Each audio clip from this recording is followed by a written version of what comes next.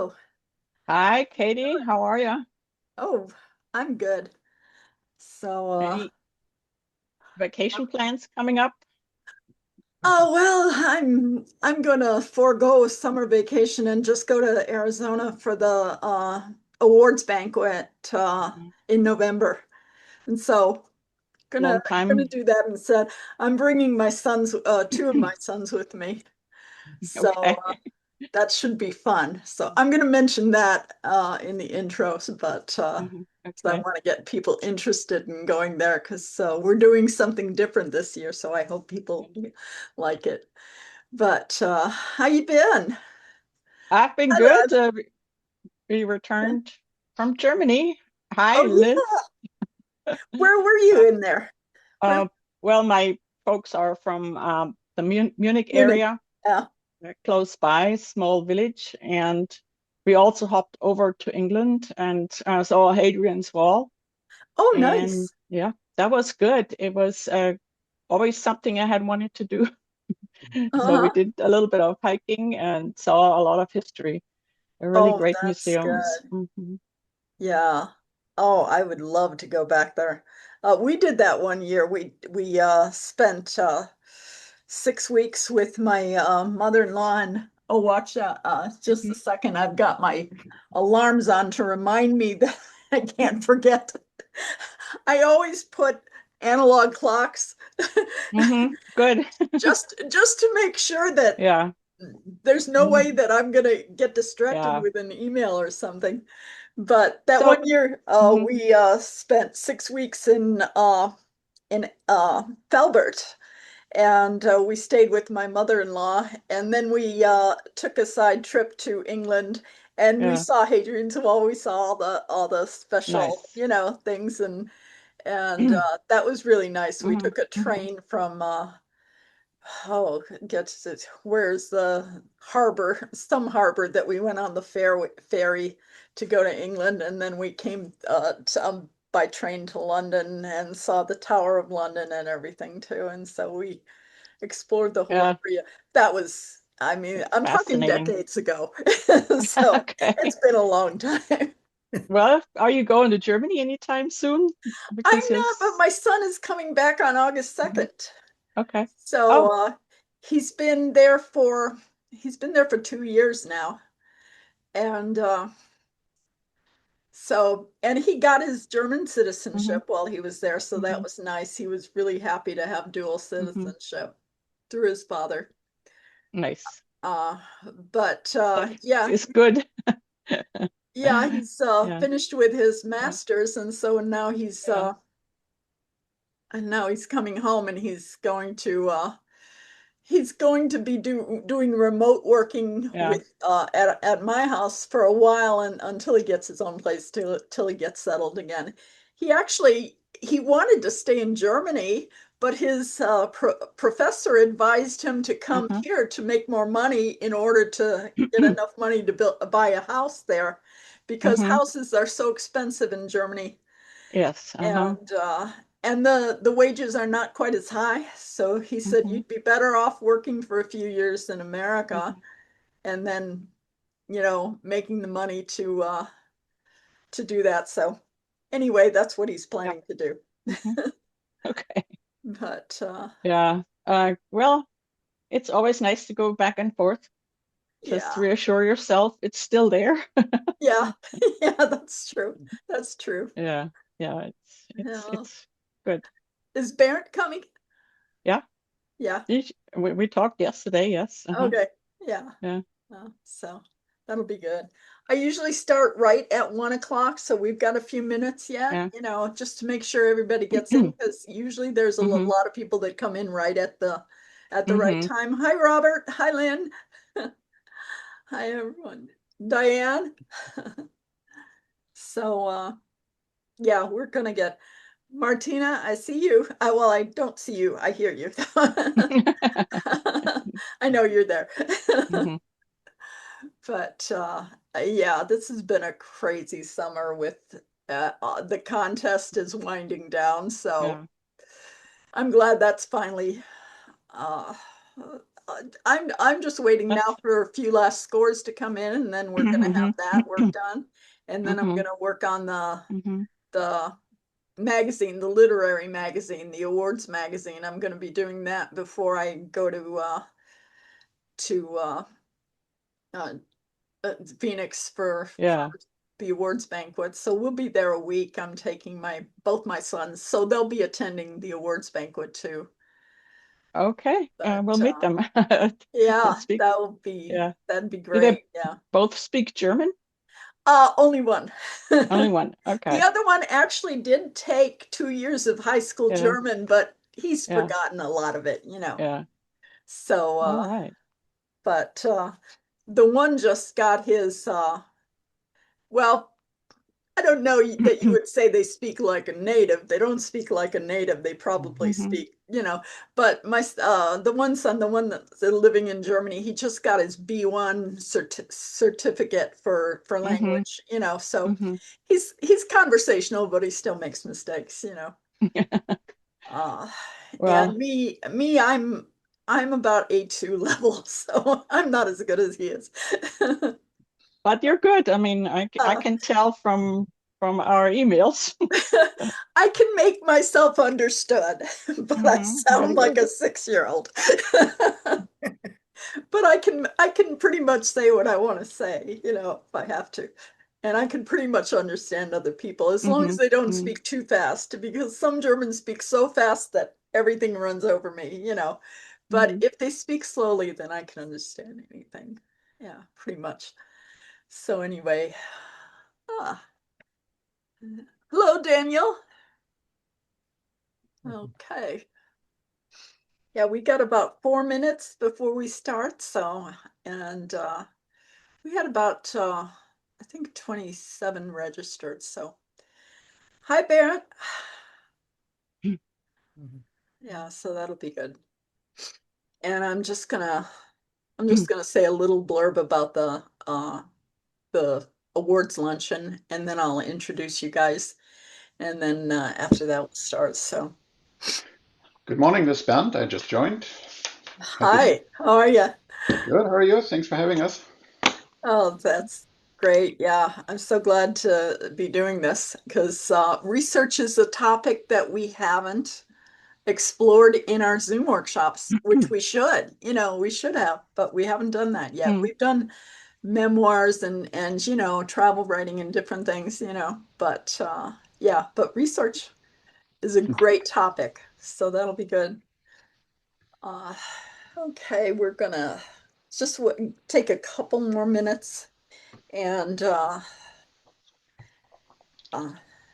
AnnElise was telling me that she just got back from Germany. Bernd, when was the last time you've been there?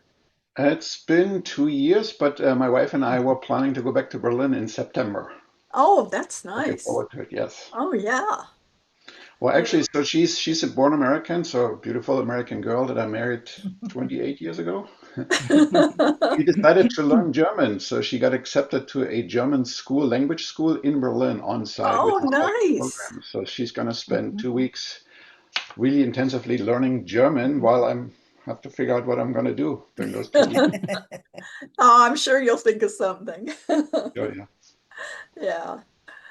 Um, we've got about 2 minutes left. Yeah, I'm excited about my son coming home because I haven't seen him in 2 years. He's been in Dusseldorf Hmm.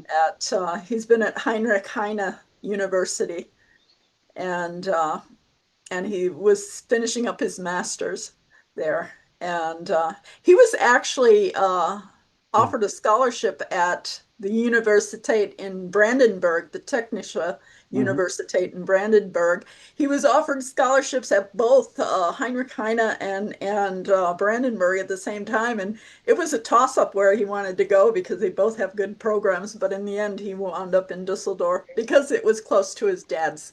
It was closer to his dad's relatives. Of And course. so Yeah. that's why he picked that one. Hmm. And he's coming home on August 2nd, so I'm Awesome. excited about that.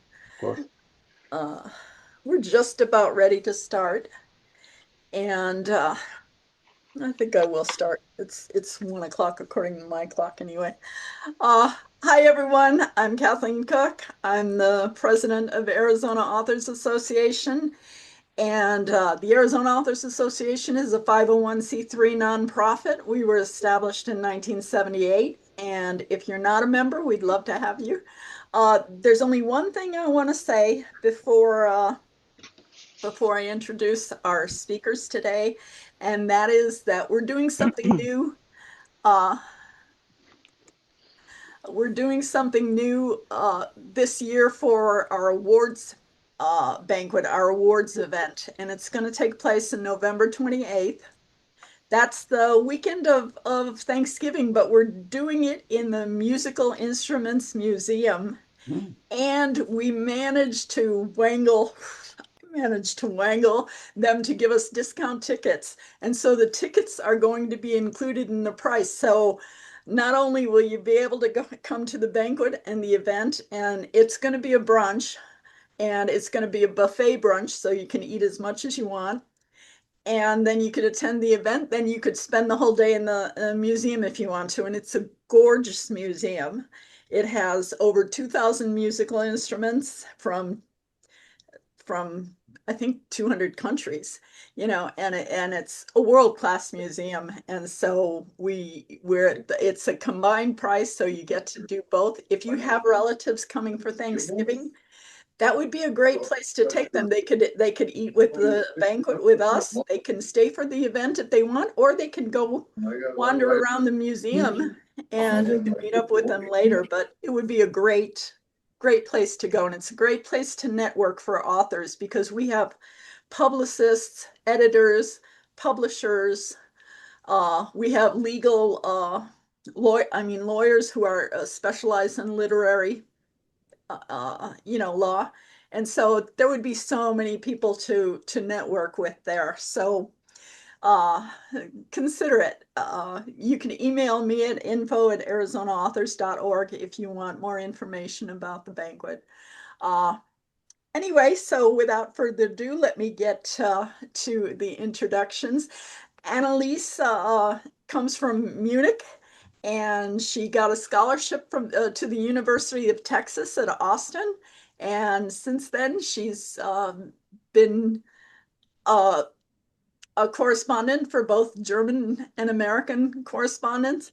And she writes for America Woche, which is America Week, and German Life, and up close publications, many and some other things.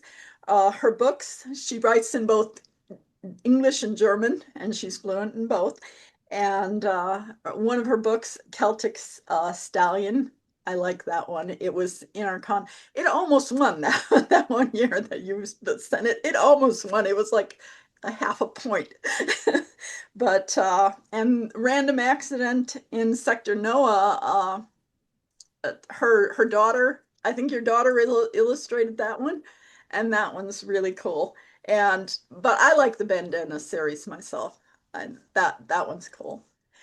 And Bernd Haber, and I think it's Haber because I saw two dots over your grandfather's name. They're not there on your name, but I saw them on your grandfather's name on your book. So I hope I'm pronouncing that right. Correct.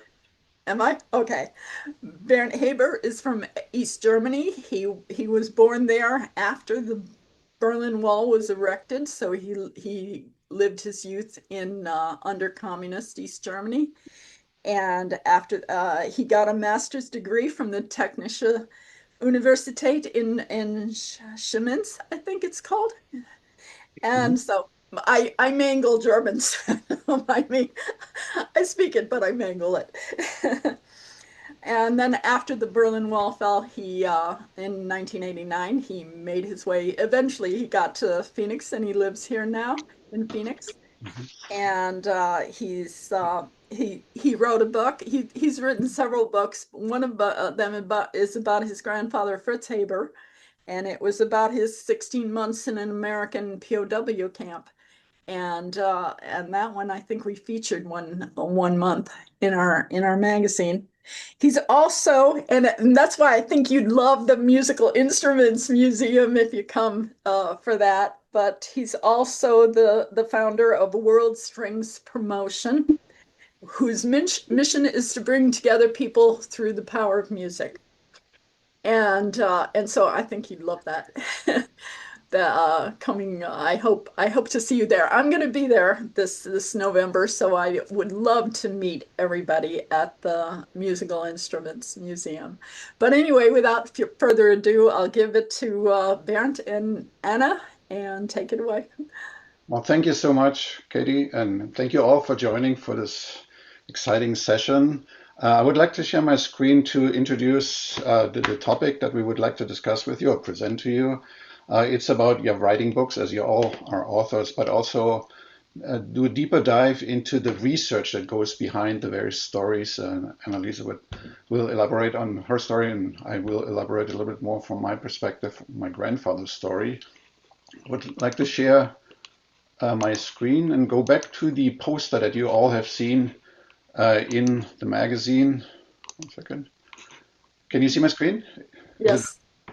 So there's, of course, we both want to, and AnnElise and I, we go back for at least 2 years now. We met 2 years ago, and we have been working together on several projects. But we met and then realized we both have very exciting stories to tell from a German-American history perspective. So what we would like to do is we will take you back to certain points in time of German-American history. Of course, it's the Civil War, specifically in Texas, but I will take you then back to World War II, to my grandfather's story, who, as Katie mentioned, ended up in a American POW camp, and he wrote a diary, which then I published.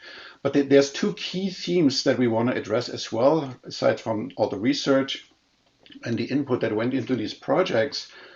One is when human destinies get mixed up, and that's actually a line I'll present it later from my grandfather in his diary. He said, so that could happen tomorrow, that all of a sudden, unexpectedly, you have to face a situation that you do not want to necessarily deal with. So there's examples there, but you have to. But then also the second part is, what if your conscience pushes you on the wrong side of history? So of course the term wrong side has several connotations to it, and we'll address it as well for both of these projects.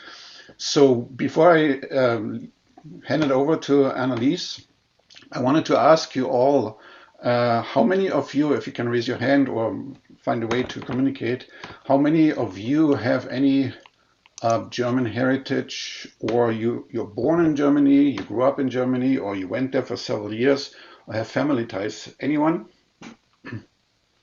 I can see most of you, yes. Wonderful.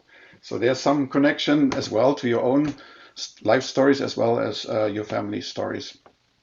So without any further ado, I would like to hand it over to AnnElise to take us through your project for the next, let's say, 15-20 minutes. Then I'll share the insights of my project. And of course, we will leave time for any questions that you might have. Or put those questions in the chat and we'll respond to them afterwards. AnnElise, go ahead. Okay. My name is AnnElise Makin, and I'm so glad to have the opportunity to do this, because this is research that I had started when I was doing my master's research in Texas at the University of Texas. I'm going to share my PowerPoint here. You can see it, right?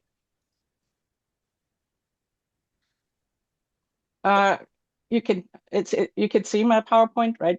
Yes, I can see it. Okay.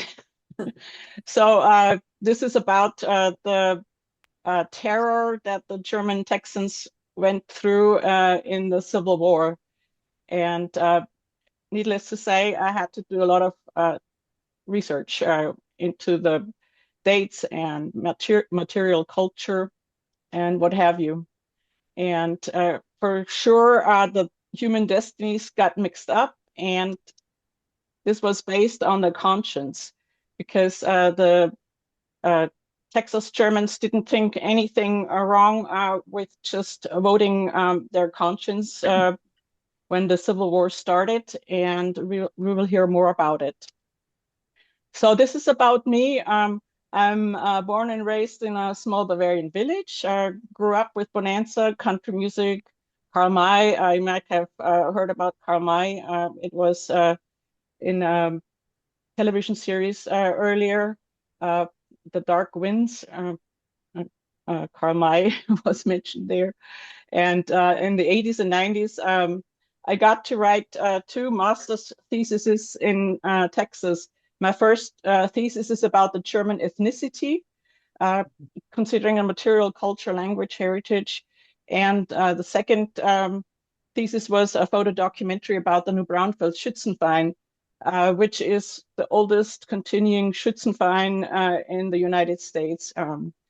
And after I got more research than I had expected, I came thinking about this situation in the Civil War. I thought, like, finally, the Germans aren't the bad guys anymore, because they turned out to, go by their conscience. Now we're jumping right into Fredericksburg. The German immigration history is very well documented, and there are so many tragedies in the first couple of years until two cities were founded in Texas. One is New Braunfels, Texas, but we will travel to Fredericksburg, Texas. These are some landmarks of the town, which is now very attractive tourist destination. This is the Nimitz Museum. The Nimitz character will show up in my story, and the grandson of the founder of this hotel was Admiral Nimitz, who fought in the Pacific War. So it's now the National Museum of the Pacific War, that you can see the many exhibits of that time. Fredericksburg is also famous for its May tree, which is a very German symbol. It's also famous for the only Indian treaty that was never broken. In 1847, the founders of Fredericksburg, because like they were neighbors with the Indians, or basically they were settling in Indian territory, they made sure they were friends with the Indians, and they established trade and all kinds of deals there. This is the famous non-denominational church. It's looks like a Hogan. It has 8 sides. It's called the Vereinskirche, and it was used for service and getting together in the old days. My prototype for the main character in the story is called Engelbert Krauskopf, and the descendants still live in Fredericksburg. Some of them still speak German. Here is an old pioneer photo that he sat for. He liked to pose with this Indian deerskin coat, and here he has like a tomahawk peace pipe, and he was a gun maker, so his pride was very good rifles that he made. And he probably was around the act of the Indian Treaty, which is documented here in a painting, but he's not a signer of the peace treaty. So he's born 1820 in Bendorf near Koblenz. He was a cabinet maker, a gun maker, and a businessman. He came to the United States on January 1, 1846. At that time, the United States, well, he thought he was going to the Republic of Texas, but at that time, Texas had joined the Union already. And this was something that a lot of German immigrants weren't aware of. They had hired on to settle in the Republic of Texas. And there was nothing prepared or provided for the immigrants that landed. So many of them died on the coast. He had to make coffins.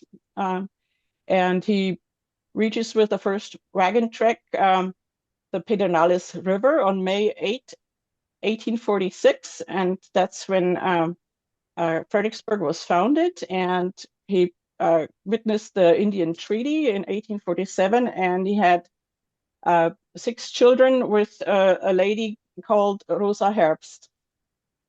So everything went really well in the German settlement. They were tough, they worked hard, and many Germans built really nice towns, and soon they had houses built of stone. Krauskopf, he had multiple selection of businesses. He was a carpenter, he was a gunmaker, he opened a sawmill, a grist mill. He did nature research. Some plants were named for him. And he always liked to keep up with his Comanche friends. And he was a respected member of society. But then the Civil War came, and that changed everything. Here we have a monument in the little town of Comfort, Texas. It's dedicated to victims of the Civil War. They were men who were massacred because they were Union loyalists. They were killed on their way when they were trying to escape to Mexico. And nobody dared to bury them until after the Civil War. And the town of Comfort made this memorial for the fallen men. And you can still visit this. It's a very small town, not far from Fredericksburg. So that's how did the Germans get on the wrong side in 1862? Well, there was a vote on secession in Texas, and basically all the people, or at that time men, I guess women weren't allowed to vote, all the men voted to stay in the Union, and that was a big mistake. New Braunfels, they voted all the opposite side. They wanted to go with the secessionists. So they were marked already. On April 12, 1861, the Civil War starts.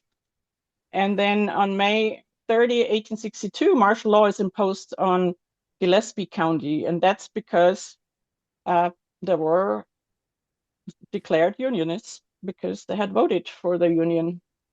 Then comes the Nueces River Battle, which is the monument that we just saw in Comfort, Texas. So the idea was that all these men needed to be exterminated, and Confederate posses went out to either kill them all or get rid of them somehow. And so from here on, this is the background at this Nueces River battle to my story, because the Germans are under the monitor. All Germans are terrorized in a way, and the gangs try to get all their goods, all their horses and money and whatever. So on February 27, 1864, this man is abducted. And here is where we jump into my research. We have newspaper reports about the Engelbert Krauskopf, and we have a lot of high school papers that were written about him.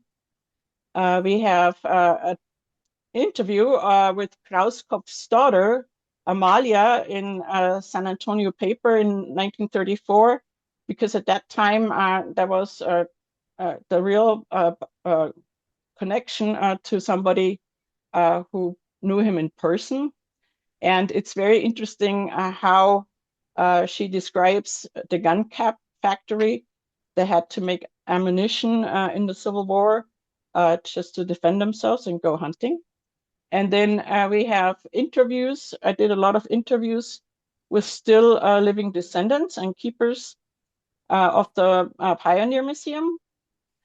Plus, there are a lot of original court documents available in Fredericksburg. And then what I had to do, I had to figure out how these, because my character is a gun maker, I had to figure out how the black powder shooting works and what's the difference between a flintlock and a percussion gun, and on it goes. So this I was getting at times kind of messy and dusty. And of course, I worked from information off of photographs. This is the core of the story that my novel is based on. There is a report that a German wrote in the newspaper Texas Vorwärts, and he came up with a series of articles about the situation in the Civil War when his brother was murdered, and he went into the investigations, but he didn't write it at the time in 1864 because all the Germans were so scared that there would be consequences. He wrote it a good time after in 1887, and so it's really documented by the hour of what happened during that time. So this Louis Schütze is abducted, and there is a much feared gang, the Waldrop gang, that takes him. And 3 days later, he's found hanging from an oak tree. Then his brother Julius, he reaches the town Fredericksburg one day after he gets killed and starts his investigation. Well, the bandits or the partisan rangers or the Waldrop gang, whoever the posse is, they don't like this investigation. At the core of my story is Eberhard Kohlkrug. I had to rename him because a lot of Krauskopf families still live in the area. So, and much of my story has a fictional component. So here is the problem Eberhard Kohlkrug has. He swore himself 3 oaths: never to make another coffin, never to shoot another man, and to kill that SOB. So let's see how that goes. Anyhow, at the beginning, the Germans are in trouble, and so is Eberhard. The walls close in on him because the major pressures him for more ammunition, and then his friend is abducted, and the situation escalates as this Louis Schütze is found murdered, and Julius starts the investigation because the bandits don't like the court procedures, and they get real angry. And in between, I have Indian characters who are not documented, but I put them in to give a reflection on the friendship between the Indians and the German Texans that kind of like breaks off because the Comanche are also under a lot of pressure. They have no more food. The frontier regiment goes after them. The frontier moves ever more west, and so there's no more space for the Comanche. And the other 2 characters that I have, Okiwasa Black Crow, are 2 women servants, but they are like shadows, and they're kind of invisible, so they move between the townspeople and bandits because nobody takes them for real people anyhow, but they have action in their own way. So then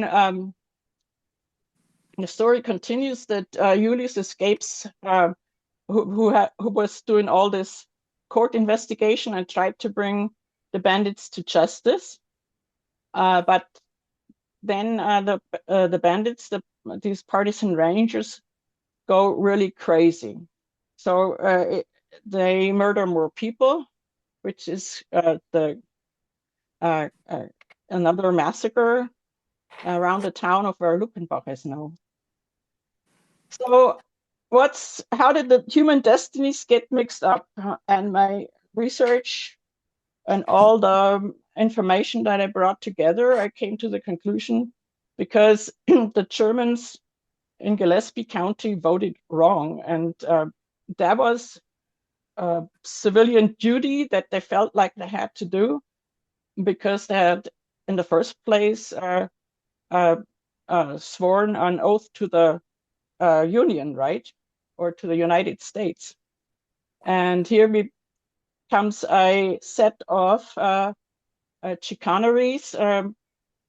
I mean, they were being pressed for any kinds of goods and favors, and the Indians get mixed up in the war.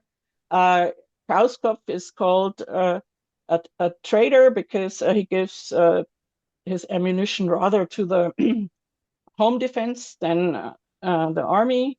And Charles Nimitz, the founder of the Nimitz Hotel, he's chased by the gang because he tried to get them conscribed into the army, but the gang wants to rather stay a partisan ranger posse instead of being in the army. And the Germans have to go underground. I call them bush squatters. A lot of farmers were really far out and they couldn't leave their families alone, so they went into hiding before they could join the army. And Eberhard gets even more mixed up. Now, this is a fast list that you can find out about once you read through the story. So I'm going to skip this over really fast. So what's the truth and fiction? So the truth in my story is the Nueces River Massacre with the monument in Comfort, Texas.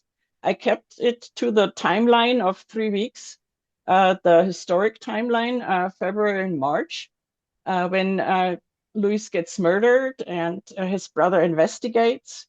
And then the Hängerbande, the Wolfpack Feuerschlucker or partisan rangers go out to take revenge. It comes to the Grape Creek Massacre. And also the family constellation and who the historic people were, that stays the same. And but I added a fateful dark secret for Eberhard. I added a story for the Comanche, for the Indians, and I added in 2 women roles who were destitute, but they were very observant and smart. And I added a really bad escalation in the end, which evens out the balance somehow. Now, here we go back into the historical research. In that time frame, I had to deal with all kinds of flags. Of course, at first, the German immigrants thought they were going to immigrate to Texas, which is the Lone Star flag here. But by the time that they arrived, they were in the United States because Texas had joined the Union. And then after they had, sworn loyalty to the Union, in came the Confederates and the secession, and they were suddenly under different rule. And here you see a little bit of the gun cap production. These are pictures from the Fredericksburg Pioneer Museum. These are the gun caps that Engelbert Krauskopf made, and they used to have a Texas star on them, but I don't have a photograph for that. And here is like any other kind of ammunition that you could study on, because there's a whole development of arms in this case. And here I have more props. I think the interesting prop here is, which plays a role in the story. This is a keepsake, a wreath made from human hair. It was sometimes done for a person who passed away, just to keep, a memory of them.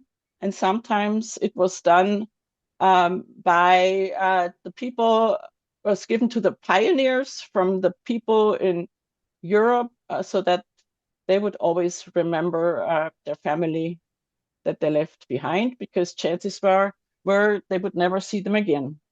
And anyway, there's a whole list of things that I had to consider. One thing that is very important is it's played up in my story. It's the difference between the muskrat and the beaver, because the bandit number one, Waldrop, is said to be wearing a beaver hat. And then, according to my story, it turns out to be a muskrat hat. And so being a rat is kind of like a symbol for this really bad scoundrel. And now you take 30 seconds and you can memorize all these characters that I put in the story, and then we will have a test. All right, keep on counting. But no, so here is how I imagine my characters. Like this guy from reenactment in Fredericksburg, that's the Pioneer Museum. He looks like Judge Meyer to me, right? That's a character. And then we know this character with the Indian tomahawk and the rifle and the Indian coat. And this is another really bad bandit character in my story. This is Gibson.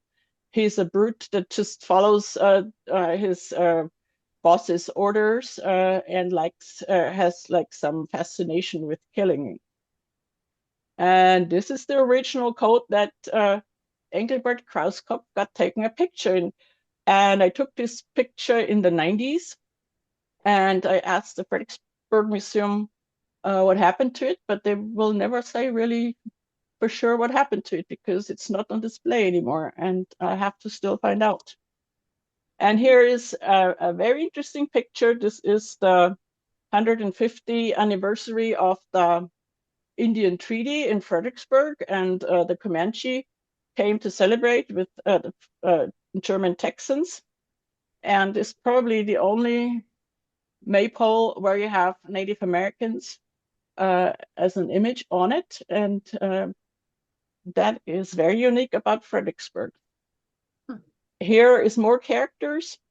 So like this guy, I always imagined this guy would be the real prototype for my main criminal, this Waldrop, that causes all the terror. Because look at his hat. Oh, sorry. The hat is like a rat, like some kind of fur. So it could have been beaver or muskrat.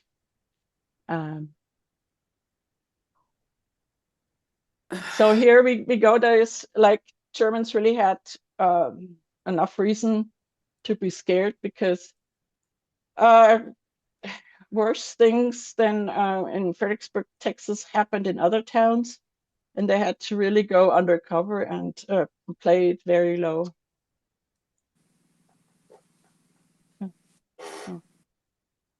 And it's still kind of like a tough story for Fredericksburg at times. People don't like to talk that much about it, about these terrible times.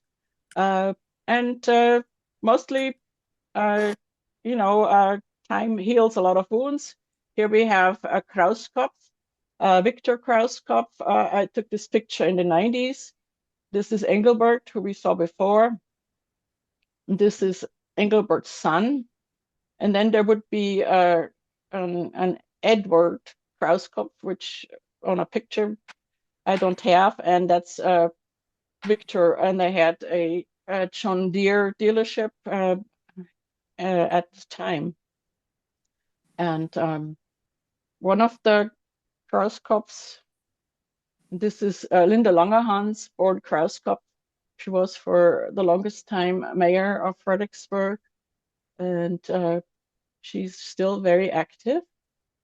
And so I have a German story about this tough time in Texas for the Germans, Kreuzfeuer in Texas. And I have an English title which will be released November 15, which is Texas Justice for the Muskrat. That's the story and the research that I just told you about. Mhm. And this is how human destinies get all mixed up. People just trying to do the right thing, and then it's not good. Thank you. That's all that I had to tell you today, and I appreciate you listening to me. Well, thank you so much, AnnElise. Thank you for sharing your story. And I have to admit, I already read the German version of your book, of this book, and other books. These are all page turners. So AnnElise's style is so easy to read. And I saw one of the comments, yeah, that seemed like a very violent time at the time. Yes, it was. But the page turning gives you hope. Hopefully, there's something else good for the Germans. So I'll leave this open for you or for all of you to read the book, of course. If you have any questions, please put them in the chat. We'll address them later. So if it's okay, I would like to share my screen and tell the story of my grandfather and his diary. Give me a second.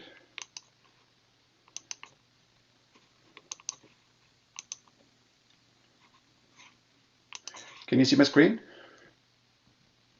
Yes. Okay, so I apologize. So I have also a few slides, but I want to go back and forth. I also have a website about the book project, and I would like to switch back and forth between the two because there's some reference on the website that are actually in the book, which I cannot show, that are important to telling the stories. All right. So, Katie, as you mentioned, so the last name is actually Haber with the two dots. So that's actually my last name, Haber, when I was living in Germany. But when I emigrated to the United States, Arizona, and I had to enter my information into the Social Security system in 1996 or 7. The system didn't allow for the two umlauts. So therefore, I ended to be Haber, even though I lost the dots, the pronunciation is the same. Yeah. No big deal. Well, big deal, no big deal. For all the Germans, I saw a lot of people have German heritage or relationships, so it might be a bigger deal for some people. So this is my grandfather, Fritz Heber. So he's my father's father, and what I published, the book that I published, is actually his diary. So, and I came about this diary a few years ago. I'll elaborate on that a little bit more. But I wanted to show you the first few words of the whole diary is actually a letter to his wife. So he was conscribed to the Wehrmacht, the fascist army of Hitler at the time. And at that point in time, he was in a POW, American POW camp in Metz in France. So he was not in the United States, but in France, but American POW camp. And this is the first paragraph of the whole diary. And look at the final part of the final sentence here. This is an example, so for my wife and my children to serve as an example of how human destinies can get easily mixed up. And AnnElise and I, we agreed, we'll use this as a line or as a theme for our presentation. So just a quick introduction of myself. So I'm his grandfather, sorry, I'm his grandson. This is my father, Herbert Heber. And here you see at the lower corner a family picture of 1941. So Fritz, that's him, was serving in the German army, luckily not on the Russian front. He was stationed near Munich in a so-called searchlight unit. So he had to, at night, turn on the big lights to find American and the British bombers to basically for someone to shoot down. Luckily, of course, because of that, he survived. So I was, as Katie mentioned, born in East Berlin, in East Germany, before the wall came down, which happened November 9, 1989, which of course opened up the world for me to see what else I can do with my life. And then that brought me in 1996 to Arizona, where I met my beautiful wife, Geneva, beautiful girl from Ohio. We married 2 years later. And then we have one daughter. She's now turning 26, believe it or not. So just want to highlight this photo here. So this is my father, the same person here. That's my father a few years ago. That's the family while Fritz was serving in the Wehrmacht and later on in the POW camp, and all the siblings, one girl, the rest are boys, my uncles and aunts basically. And basically, I came about this diary at 2 points in time. But before I go there, I just want to highlight the life of my grandfather, which is just by itself very amazing. So if you look at the dates here, the timelines, he was born in 1910. So 1910, if you of course recall, Germany was still an empire. So they had an emperor running the country at that time. It was of course big Germany at that point, but was an empire, emperor ruled country. Then, as we all know, 1940, 1980, 1918, World War One occurred. The emperor had to escape, followed by the Weimar Republic, some form of a democratic republic, but we all know it led eventually to the 12-year reign of the fascist or Nazi Germany, and of course World War II. So he grew up during these times. Then he worked and had a life during the 1930s, 5 kids. Then he was conscribed to the Wehrmacht, ended up in Munich, and then ended up being captured by the Americans in 1945 in April, just a few days before the war ended, spent 60 months. And then, of course, from 1946 to 1989, he lived in East Germany. So that's, of course, when I grew up. I was born and grew up and met him several times. And then, of course, after 1989-99 fall of the Berlin Wall and the reunification. So as you can see, he passed away in 1998. So he was 88 years old. But he lived through 1, 2, 3, 4, 5, 6, 7 stages of German society, which is just an amazing life by itself. So in terms of the book that I published, or the diary, I was very fortunate because I got a hold, through my dad and other family members, I got a hold of the personal diary of my great-grandmother, the mother of Fritz. So it's my father, Fritz, and then my great-grandmother. So she kept a diary for many, many years. And interesting enough, you may recognize this is her handwriting. It's called the Sütterlin language. So it's the old German way of writing. So I had this diary, couldn't read it, had help to translate that. And she did not just document family matters, which she did. Some reference helped me also to understand the life of my grandfather, but she was also a political observer. So here, and she underscored this in January 3rd, 1933, she writes, "Today's demonstration by communists," and this is a small town, Zwickau in Saxony. All are there except Han and Anna, her daughter and her friend.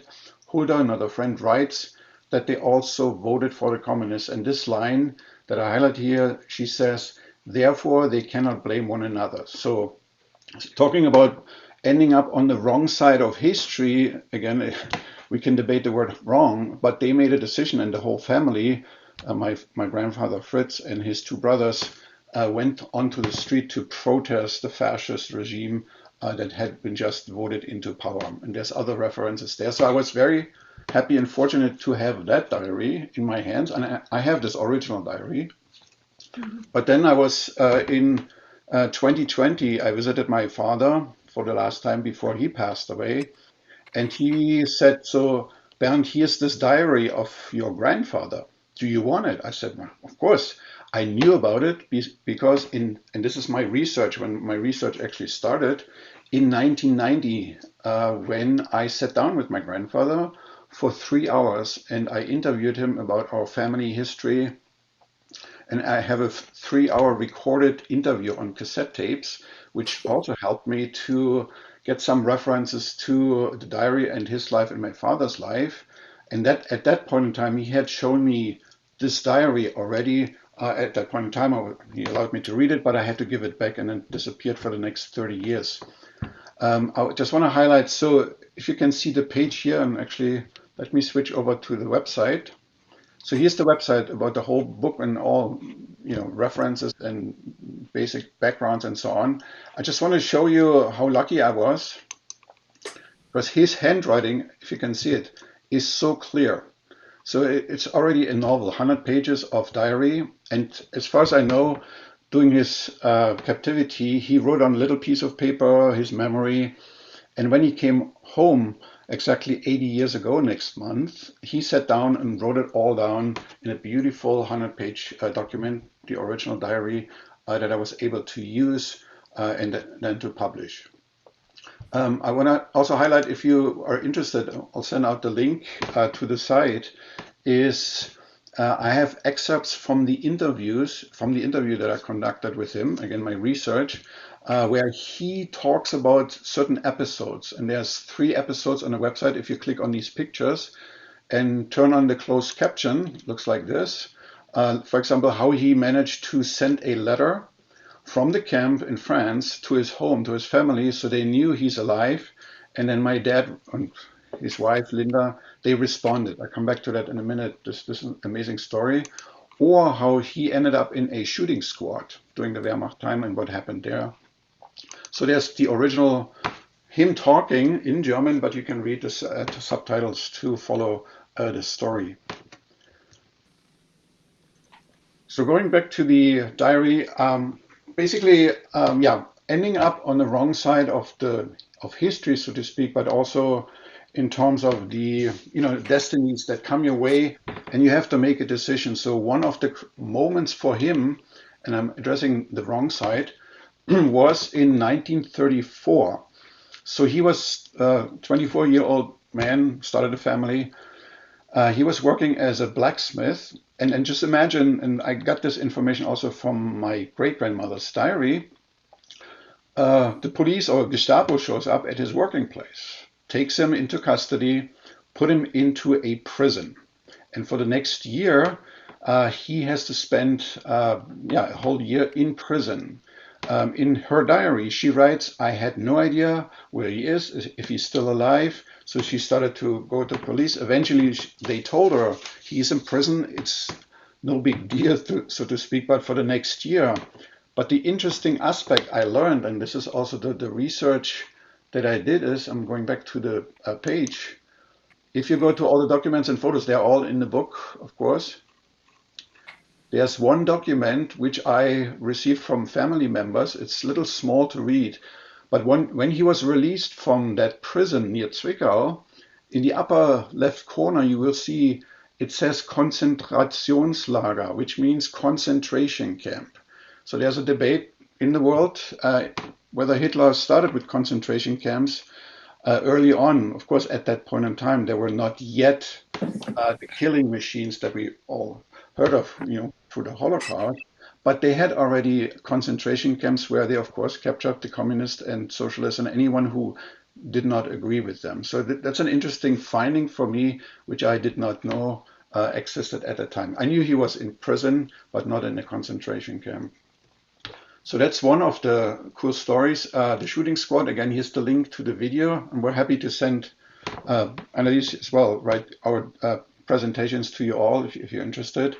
There's 2 more stories I want to share with you, which makes it also very interested to learn more about a common regular German who ends up in the Wehrmacht, being a communist, fighting the fight, being on the wrong side of the history, but luckily survives as well. There's 2 episodes which are also documented in the diary. One is called 80 Bottles of Schnapps. So I want you to picture a small town near Munich on April 29th, 1945, and you look across the little village to the other side of the hill, and the American tanks roll in. So they're ready to basically give up with the white flag and everything. So my grandfather, I kid you not, because he knows the local farmers, he said, let's make breakfast for everyone. Get me some eggs, I'll make some pancakes, everyone. So he makes breakfast for everyone because they didn't know whether they would survive the afternoon or what would happen to them. So he makes breakfast, but then he takes one of his comrades, soldier peers, and said, hey, you know what? Here are these 80 boxes of 80 bottles of schnapps. So they take these boxes and put them in the ground somewhere near that village and then hide them. And the comment in the diary is, we will come back when it's more convenient time and retrieve those bottles. I don't have proof that they ever did that, so those bottles of schnapps might be still there. But if you want to know the name of that little village, you probably have to read the diary, of course. A final episode I would like, or anecdote I would like to share also ties back to my father. So there's this episode. Fritz is in the camp in Metz in France in 1946. Of course, he has time. And one day, an American journalist shows up to report on how the Americans treat, their prisoners. So he manages to talk to this guy and says, "So you're an American journalist. I know you're going to Munich. Yeah. So here's a letter to my family. Can you take it with you? Go to this one particular church in in the city of Munich, and ask for the Reverend Huber, not Haber, but Huber. He knows me. Give him the letter, and then he will send it back home to my family." So this is not 2026 when you send a letter with a stamp and 2 days later it arrives. Europe was totally destroyed. So of course he hopes it all works out. Guess what? It worked. A few weeks later, he gets a letter back from home from his wife, Linda, and my father.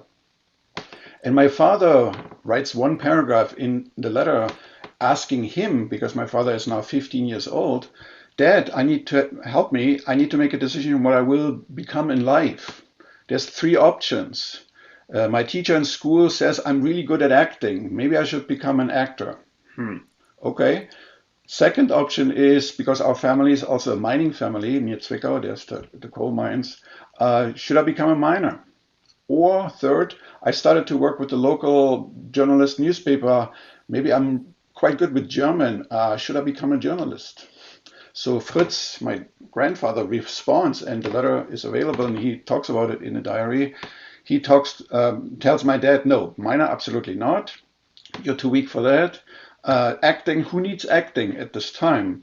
Go with a journalist, become a radio host or something." So that puts my dad on his path. He became a politician later, Politburo member as well. In 2020, when I visited my dad for the very last time, when he handed me the diary, and I told him the story that's in the diary, and I reminded him that he had sent these letters to my grandfather. He remembered that, but he did not remember what he wrote in those letters. And that closed the circle of life with my dad and my grandfather. And my dad sat down and he started crying. So with that, one more reference. I did a promo tour with a book when I published after 2024. I did several radio shows and podcast sessions. You find them all on the website. But I just want to highlight a comment by a person, Calvin Schwartz. He has a global podcast, who interviewed me last year. He said, "I'm a bit of a World War II student, encompassing having watched Casablanca, the movie, 157 times. But he says, yet I never encountered a story like Bernd Haber's book, Fritz Haber, The Complete Diary." And there's another great comment of Lee Freeman, who also interviewed me for a podcast. The final reference I would like to make, as Katie mentioned, I published several books. There's the diary of my grandfather. I published a book I wrote between 2014 and 2018, 62 letters to Jeff Flake and John McCain, our two senators. Got some responses, published that. I published a book about a Celtic rock band from California. And with my wife and my daughter, we published a children's picture books, stories of Hugo Matilla, two hummingbirds, and how they grew up in our backyard. So that's all I wanted to share with you. Thank you very much for listening. And of course, I would love to open the questions for anyone, for, of course, AnnElise and myself.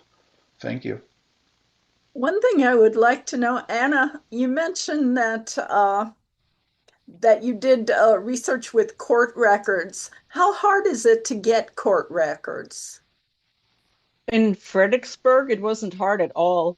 No? They were all in the library in cardboard boxes. And at that time in the 90s, they weren't filed at all. And they are the original court documents, like the testimonials signed by Judge Meyer and everything. I'm not totally sure but they might be all on the internet now, have like in digital form.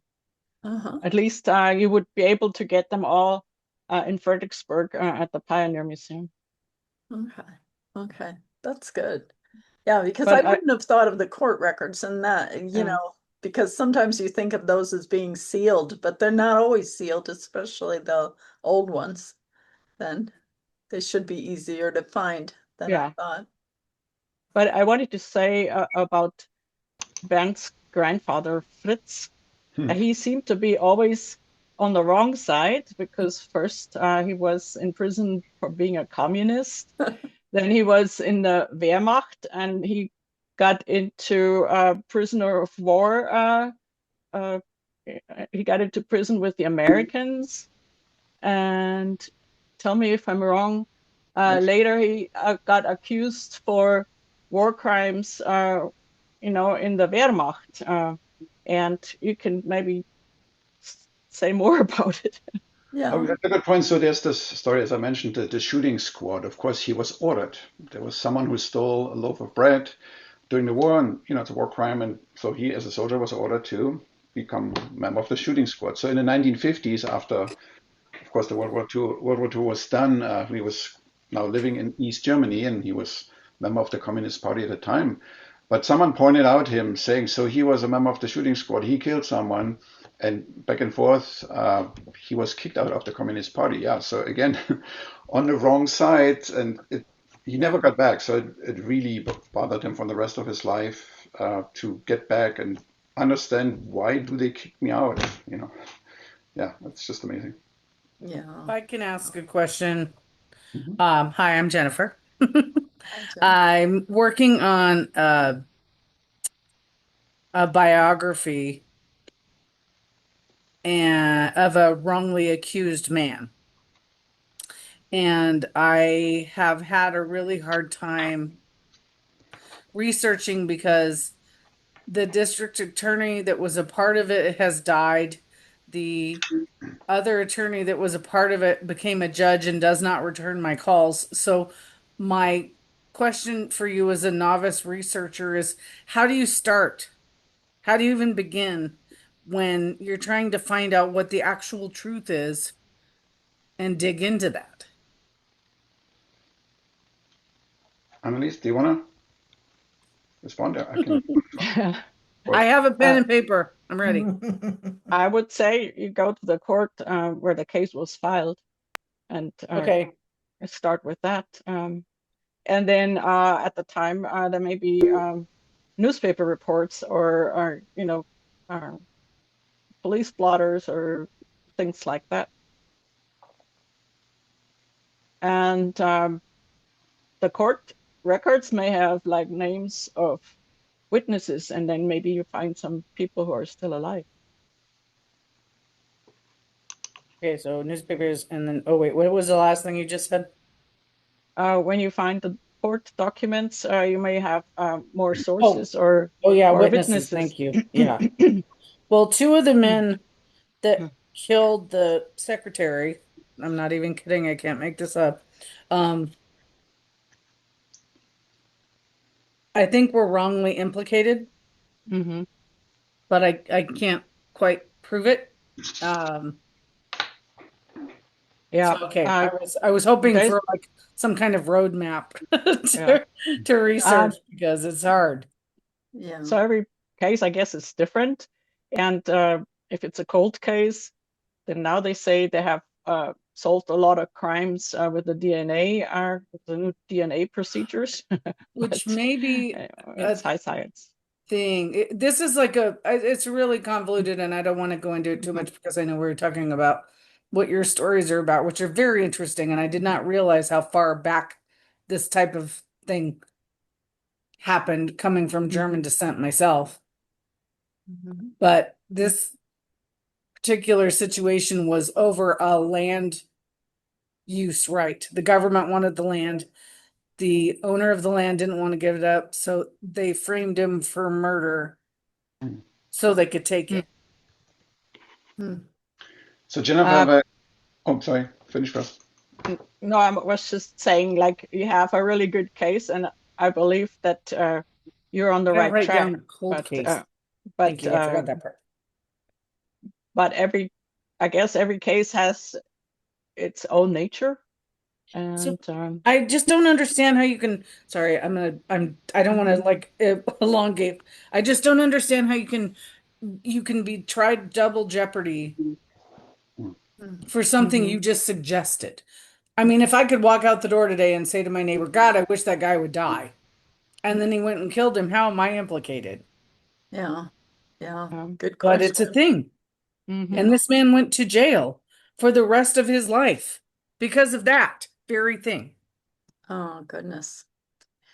I think, I'm not sure, but sometimes it's easier to do research on cases that are over 50 years old than on cases that are more recent, simply because the Freedom of Information Act allows more things to be published than you can get to if it's a more recent case. Do you find that, Bernd, do you find that true or not?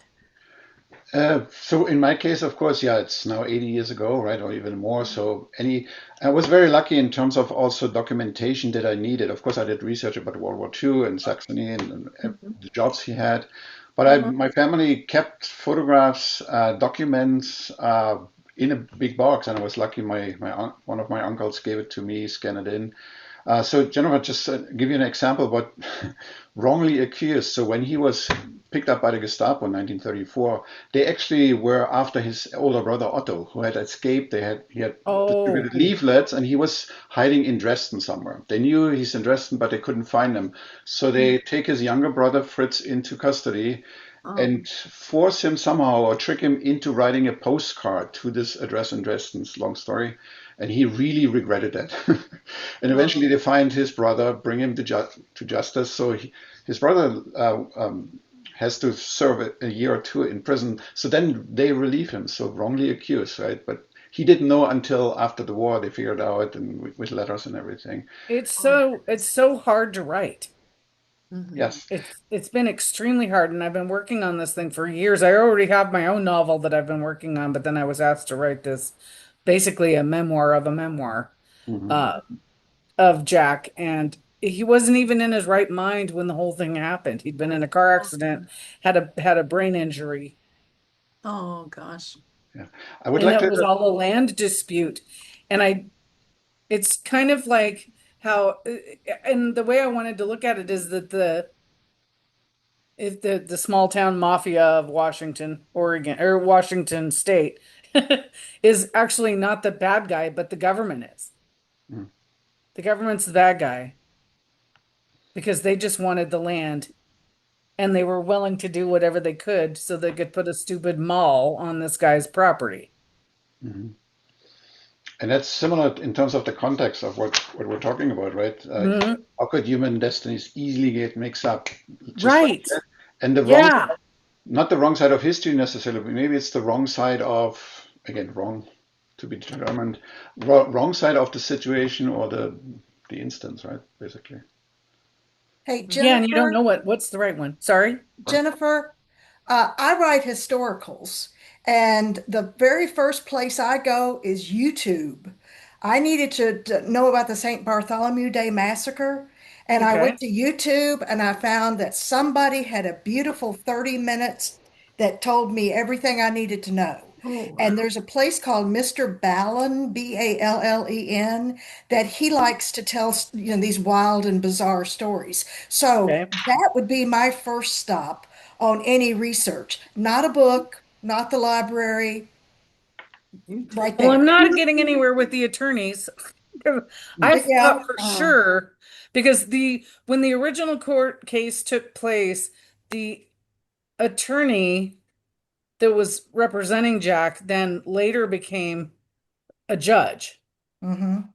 And so I had been reaching out and reaching out and reaching out to him, and he never responded. Because all I wanted to know was why, he was willing to retry the case. And there's so many questions. There's so many questions, and you Hmm. can't put that in front of me. I'm Yeah. not that kind of person. Yeah. I need to know, and I will bite on until I get what I need to know, and I can't get anything to bite onto. So I was really, Lorraine said, get on this call, get on this session. Yeah. You've Perfect. got to listen. Thanks for So I'm joining Sometimes, us. really grateful that I did. Thank you for. I would sometimes like. I find that, oh, excuse me, Bernd. Yeah, Uh, go. Sometimes I find that if they won't talk to you, sometimes their relatives are will talk to you because Hmm. people who are Yeah. close to them Oh my might have gosh, I heard didn't think things. about that. Yeah. Okay, Yep. more notes. People talk to their family uh, when they won't talk to you, and sometimes you'll find a member of the family who'll just, you You would know, be so will much fun just in a open murder up. mystery party. We should do this. I would like to address one question I see from Robert Liger. Bernd, is your book a straight transcript of the diary, or did you add any context? So the diary was written in German, so I decided not to publish in Germany first because there's so many, books related to World War II. Because I've been living in the US for almost 30 years now at that time. To publish here, of course, I had to get it translated. So I found Professor in at U of A in Tucson who teaches German and history, who helped me with the translation, very professional translation. And for him, there was a journey of discovery as well. So you see the quote on the website. So I translated it and decided to publish, of course, globally, but first in the US. And people ask me often, why do you publish in the US first? I said, well, and through several sessions now, I've realized that it's such an unique story told by a German communist who ends up serving in the Wehrmacht, who ends up being in an American POW camp. So this whole experience, and if you read the book, he's also very politically active because his parents told him to watch out to understand the world. So he's not just single mind. So he writes about it, and also during the camp, he tries to campaign and talk to other German soldiers, saying, "Yeah, we lost the war, but not nothing else, not everything is lost." Right. So he gets already active in that sense. So I decided to publish in the U.S., and I want to mention also that in October of last year, I presented this story to the U.S. Military Veterans Club here in Arizona. So World War II and Vietnam veterans. And that was an amazing experience to share the World War II story of Wow. a German to the American World War II veterans as well as Vietnam veterans and have a conversations about, of course, war experience, but also sharing that particular story. Hmm. Oh, Uh, sure. Interesting. Daniel, you were asking why did the Germans vote against secession? Why did they vote for the Union? Um, they felt like they had a loyalty to the land they immigrated into.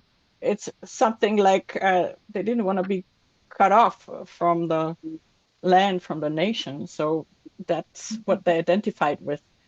And in the Brownfells, they voted differently. The majority voted for secession because they were being coached. They had debates before with their newspaper editor, um, and he pointed out the risks. Uh, and so the New Braunfels people voted differently from the Fredericksburg people. And so that's how the Germans thought they had the loyalty to the United States, not some other bloc that was Hmm. just being called right now. Yeah. And they had nothing in mind with slavery anyway. The slavery was the big argument, or one of the big arguments. None of the Germans had slaves. So that was a whole different situation for them. Yeah. Thank you very much. Well, are there any other questions? And I think we are done. And I am grateful for everyone coming. Thank you so much. That was wonderful. And I appreciate all of you. Kate, And remember to get in touch with me if you would like tickets to the Musical Instruments Museum event, because it'll be a lot of fun and it'll be a great place to network with other authors and editors and publicists and publishers. Uh, you know, be there or be square. Where is that? Where is it in It's in Arizona? Phoenix. It's in Oh, in Phoenix. Phoenix. Okay, what date? November 28th, Saturday. Okay. I mean, I'm just a hop, skip, and an Oregon away. Yeah, I'm in Maine, so it's going to take me a Oh, while to that's get a there little bit too. further. No, I only have about 2.5 states to go, so Oh gosh, yeah. it's pretty easy for me. Katie, But Katie, I have one more Yeah. minute. I just want to point out the Musical Instrument Museum because I register recognize that many people here have German heritage and links. Uh-huh. So there's a section about Germany and the instruments, but there's also a very special section about Martin guitar. If you're a Oh, musician, you're probably familiar with the Martin guitar yeah, story, for the sure. company, world best acoustic guitars. There's a great story when in 1833, Christian Friedrich Martin and his wife came to the US because they were so uh, fed up with the situation in Saxony. They couldn't build guitars oh because wow. well, the king was supporting them. It's a very long story, but they came to the United States in 1833. New York City started a little shop repairing cars and then guitars, and then his wife went to Pennsylvania, in Nazareth, Pennsylvania.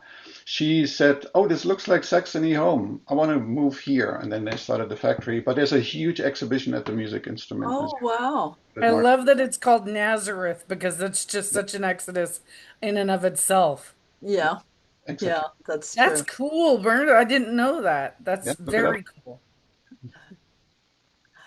Well, thank you all so much for coming, and thank you, Bernd and AnnElise. I really Yeah. appreciate all your work, and that was fantastic. I'm really grateful to everyone. That is So, really fun, and thank you. I was on another session with another prolific writers group, and Lorraine said, "Okay, jump off of this one and get on that one." And I'm glad I did. I'm about to go to another Zoom Oh, good. Okay, myself. well, we'll let you go. Yeah, that's okay. I don't mind. I still All right, have 15 everybody, have a minutes, so wonderful day, and thank you for having me. thank you so much, Thanks. everyone. Thank you for coming. Dankeschön. Have a great day. Yeah, You Danke. please too. Bye. turn off the recording before signing off. Yeah.